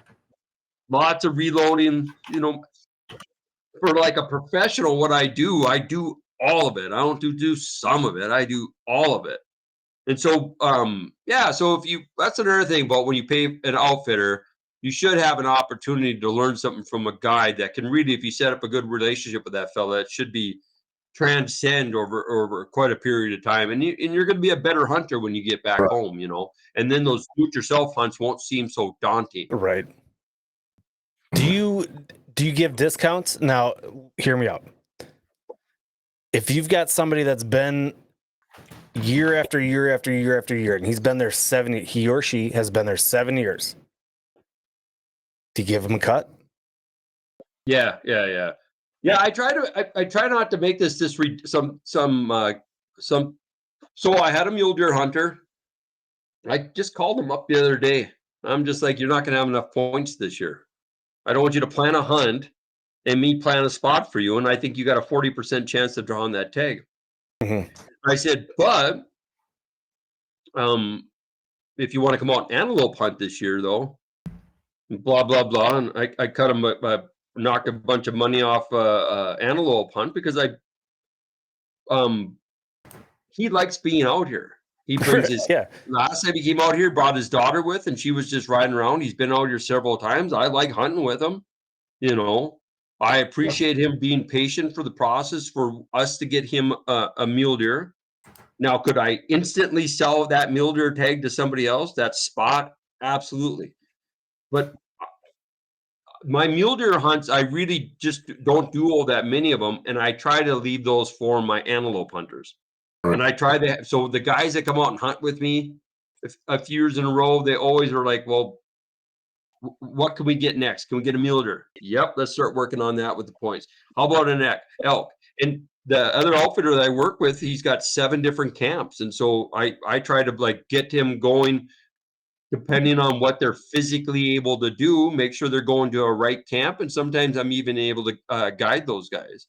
But at the very least, I'm able to get them set up with a hunt they can handle. You don't want to go tackle a horseback hunt up in the mountains if you've never ridden horse before, Hell yeah, I do. That's an experience right there. Saddle sores and all. Shit. And nothing. It can't be any worse than the hemorrhoids, right? Oh my Lord. Yep. I mean, I would imagine. Wouldn't know, but I'm imagining. You need more green apples, man. You need more green apples. A green apple a day with the peel, that'll all go 15 grams of fiber a day. Is that what it takes? You taking notes, Eric? No. I know in your older age, it's something you got to worry about. No. Did you get that little cushion? Or you got that cushion order, right? Did it get delivered? Yes. It's over there. It's over there. Good. You want it? Glad. I can ship it to you. Yeah, maybe. I might need it pretty soon. Never know. Hold on. So if I go, hey Jamie, I want to come out. There it is. Yep. There you are. I knew it. I knew that was a hemorrhoid pillow. It's a donut. No, you call it what you want. It's all right.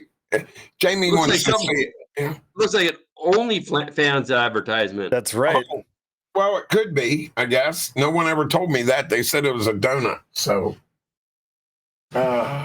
unreal. It might be something for a walrus, if you know what I'm saying. How come we go back to the walrus? Oh, well, you're the one that sent me pictures of the walrus, Peen. I'm going to get you a walrus hunt. If I can go to Wyoming and get an arrowhead and a walrus no. barculum. No, barculum. We'd be golden. Okay, so if I go, Jamie, I want to come out to Wyoming. Yeah. I would love a mule deer. I would love an antelope. I'd love an elk. But I want a bobcat, or do you guys have cougars? Yeah, it must. I caught one that got broke out of a snare last week. So yep. Do you need special anything for that mountain lion versus a coyote or a bobcat? Well, you're not supposed to trap them out here. Well, I mean, if you trap one, you would call the game warden up and say, "I've got one. If you want to come out and let it go." I've got a pretty good relationship with my game warden. I would probably just let it go and say, he just wants you to let it go. But if you kill the darn thing, like let's say it got in a snare and got caught by the neck and he's laying there dead, you'd call the game warden out, whether I had a tag or not. And then he'd come out there and document it, and then he would take it. I run breakaways. State requires that you run breakaways. The breakaways are there so you can release so the deer get out of your snares. And so I run a very light breakaway. I run a breakaway that's quite a bit lighter than what the state requirement is. I think mine breakaway around 160 pounds. The state requirement is probably closer to 300. And so I don't really keep many deer in a snare. Anyway, so I believe I caught him up on the neck and front shoulder, and he got a hold of the nearest tree and just powered himself out. There was claw marks up higher than I could reach, reaching straight up in the air. So up in that 7-foot range, there was claw marks up on that tree. But he just pulled himself up the tree. The breakaway came wide open, and off he went. A little bit of mountain lion hair on the cable, I guess. And I honestly would rather just reset the snare, catch the next coyote comes along than having to screw around with the mountain lion. But he was within a half mile of the house, and he's been hanging out down there for a bit. So it's probably a younger, immature male that's probably near death. A lot of times when they start getting close to the farmsteads, it's because they're starving themselves out. Some of them aren't very good at hunting, and they get marginal ground to work in. But I'm not sure what's going on down there. But I found a dead bobcat kitten 2 months ago down there. And so I don't know if there was a bobcat down there. There was a dead deer carcass. If she was eating on that, and a lion snuck up and killed it, or deer will stomp the life out of a lot of especially smaller predators, coyotes, red fox, bobcats. Deer will come along and just stomp the life out of them. But so I'm not sure exactly what all happened there. But that's another thing. People blame CWD a bit for our deer population, but every state, at least out here, our mountain lion sightings, our mountain lion interactions with livestock, our mountain lion in areas that we haven't historically seen mountain lions in, at least at the frequency, the time of day. And with predators, when you're seeing predators in all hours of the day, it says so much about your population. Right. If you're seeing apex predators in these areas, your wolves, sometimes coyotes, mountain lions, bears, if you're seeing them in the middle of the day, you got a lot of them. That's just the way it is. You got a lot of them. So my plan then is to pick the last day of your hunting season for whatever it is. And then I'm going to stay a few extra days, and then we're going to go get a bobcat, and we're going to go get a mountain lion. Is that an agreement? Are you agreeing to that? The seasons aren't going to overlap in a way that would make that happen. Bobcat season opens November 15th. Well, like bobcat really don't start getting like full prime bobcats about January.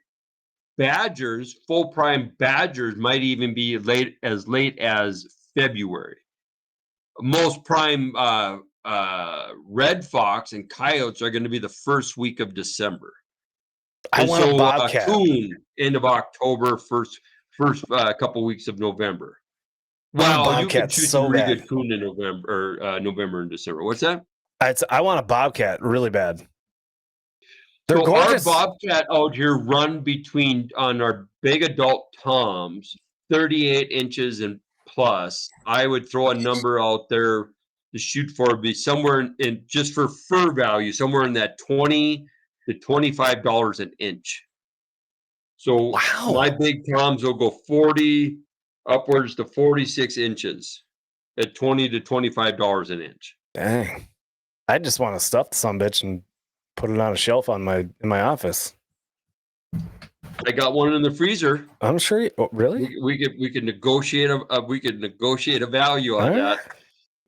Always got some PDF files that need work on. It wouldn't be the first time somebody's paid me by the inch. Wait, it would be the other way around, wouldn't it?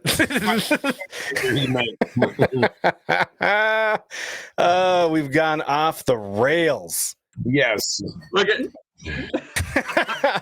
God, and I had another question too, and I didn't remember what it was, but yeah, it must not have been that important. I don't know. Well, man, I love having you on. I love talking to you. Like I told everybody earlier, we've been kind of getting to know each other over the last few months, and Jamie's a great dude. And I've been dropping the link in our stream, in our chat throughout the night. If you want to book Jamie for one of your hunts, go on Box Creek Outfitters. Go on in there and get your hunt set up. I want to. We're gonna work something out. I gotta come out there. Yeah. Also, if guys are interested in coyote tournaments, you can go to Facebook. You can go to North Dakota Coyote Tournaments. We got a group. There's a couple, 3,000-4,000 members on that, and there's tons of coyote tournaments that get posted all the time up on there. Also, you can go to coyotehunter.net, and there's 20 some odd years of postings on there. When I worked for the government, there was a bunch of government guys that were constantly up on that thing, posting a bunch of information. Also, if you go to Animal Audio, it's an app for Icotech, and you can download files for all e-collars on that. So lots of ways to find me. Right. I thought I had some of those commands. You're putting me on the spot. I should have thought about that beforehand, but. Jamie, I'm going to book a Waller's hunt with you here soon, too. All right. So me and you are going to take knives out. We're going to get in a cage. Like my odds. Out once and for all. Jamie, these guys all think I'm crazy. I honestly think we're going down this rabbit hole right now with Jamie. Here we go. The question is, this little fun game, if you could think of the biggest animal, and it has to be something that can survive on land. So you can't pick a shark or a whale. But the biggest animal that you think you could take down in a cage match with a knife. And my answer, and everybody rips on me, but my answer is a walrus. And I understand the dangers of a walrus, and I understand they can take down. You ever watch a polar bear try to take down a walrus? A polar bear does not have who has two opposable thumbs and can do karate. This guy. I like my odds better than a polar bear. That's all I'm saying. Do you know how big a polar bear actually is? They're dwarfed by those walruses. Those walruses are like 6,000, right? How big are those walruses? But they don't have the agility that Vex Kwon-Do. Nails are longer than any knife you're going to use. It's not my fault polar bears don't know how to use their fingers. Have you watched the walruses jump off that cliff? Well, that's because they jump off the cliff because they see me coming, Jamie. They're afraid. They say, I'm out. I'm jumping off this cliff. I'm out. Yeah, I could just see you butt naked on the beach wrestling with walruses. Why do I have to be naked? I mean, there's probably a good chance, but I just think it would be appropriate. It probably would be. You with that beard? That's right. You and your magnificent beard wrestling with a fillet knife, a walrus. Man. Just think of the clicks you'd get watching that. Yeah, it would bring in content, that's for sure. It would. I would watch that twice. Yeah, I'd probably only have to watch it once. I don't know. You probably wouldn't get to watch it all. I think a walrus would mess you up. I mean, you see their tusks. I mean, one hit with one of them tusks into his arm, he's done with. He's going to be crawled up like a little baby crying. Twisted Steel and sex appeal here, baby. Oh. That walrus stands no chance. Just saying. Hey, did you know Dana White from UFC? He's got a bull, a PBR bull called Twisted Steel. Really? Yeah. There you go, Todd. Well, I don't like my odds with the bull. They can run too fast. The walrus is not. They're not chasing you. You're in a cage. You just get on the bull. You just ride it for a couple seconds. But I asked him, I said, what about fighting the walrus on ice? And he goes, now you're changing the thing. Now I'm going to lose. I mean, where are you going to fight a walrus at? Whoa, I got to reach out to that. I got to reach out to that guy from Alaska, and maybe we'll get one set up. How about that? Oh, my Lord. I think you should tackle a muskox. Yeah, that would be better. Oh, they're so beautiful. Right? They're so awesome. They're so awesome.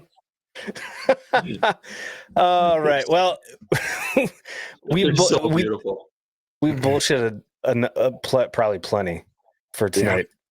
Yeah. It was great, guys. It was fantastic. I had a blast once again. You're a wealth of knowledge. I love picking your brain on all sorts of things. We didn't even get into guns. We didn't have time to get into guns. Next time we're going to talk guns and building ARs and why it's a good idea. And we could talk about just triggers. We could just sit and talk about triggers. Shit. Yeah. I got Jamie trying to build me an AR, and he's like, get this, and I'm looking online, I'm like, man, there's 10,000 options just for a trigger. Yeah. Like, just send me, this is how it works. Send me a damn list with part numbers and I'll order it. That's kind of what we've been doing, isn't it? Kind of. But you're kind of like my wife. You give me a vague description and then I'm on a wild goose chase trying to figure it all out. Your wife wouldn't say no, though, if she knew what you was doing. Oh, yeah. I said it too that she's upstairs. She probably heard me right now. She's like, you're doing what now? Yeah. Yeah. Everybody should get themselves one of those things. At least just buy the lure, because you can buy the lure somewhere between $150 to $200. Put that in a safe someplace. It's a modular unit. The lure is just where the trigger is. That's it. That's the only thing it houses. Yeah. The trigger and the safety. And then from there, you can. There's just thousands and thousands of different options, and they're just really fun to sit and tinker. You can put an AR together with a Leatherman in front of the TV set on a coffee table in no time at all. They're an absolute blast together. Now, once you get them together, you got to get the timing right on it. I'm sure I'm oversimplifying the damn thing. Yeah, you are. I mean, they're fun. They're fun to fart around with, though. You want to put a longer, if you want to build one up and go cheap on the barrel, and then you can upgrade that at a later date, that's something you can do in a vise at the house. And if you have a free folding barrel with a barrel nut, you can do it with a big crescent wrench. You don't have to take it to a machine shop to have them do all that stuff, you know? Yeah, that's why I'm going to have you do it. I'm there for you, buddy. I'm there for you. Awesome. Well, we're going to have Jamie back. Jamie, once again, we appreciate it. And don't forget, everybody, go check out Box Creek Outfitters. Book your hunt with Jamie now. I want to. Don't beat me to the punch. I'm saving up my pennies so I can tip you 15%. You bastard. 15%. God. Well, I wish I could get tipped for my job. That's all I'm saying. Crazy. All right, don't forget, you guys. Always fun talking to you. Absolutely. Everybody, don't forget, we got Texas Select Seasonings. Use Cast and Camo in all caps for 15% off. Carolina Bass Co. 15% off. Use Cast and Camo as your code. And check out Sea Arc Boats. They're awesome boats. Check them out. And we're gonna go see them pretty soon, Eric. Right? We're trying to book that trip. To not only get to Sea Arc in Arkansas, from Arkansas, then we're going to head to Houston and we're going to go shoot some hogs in the night. We're not going to Houston. We're going on the east side of Texas. What? Yeah, we're not going to Houston. Houston is on the east side of Texas. Where do you think Houston is? Well, Houston's clear down. We are going to be halfway down. Oh, okay. Yeah. Nah, that's fine. The closer, the better. Less driving that we have to do. Mm-hmm. All right, everybody, we're going to send over a raid. And don't forget, you guys, if you want to watch us live, we're live every Sunday night on Twitch, Cast and Camo. Check us out on YouTube, Cast and Camo TV. Soon, and I know I keep promising this, but soon we are going to have not only SoundCloud, but we're going to have iTunes, we're going to have Spotify, and with any luck, we might have a website at some point in the first half of this year. You never know. But we'll see everybody once again next week. Thanks, everybody. Good night.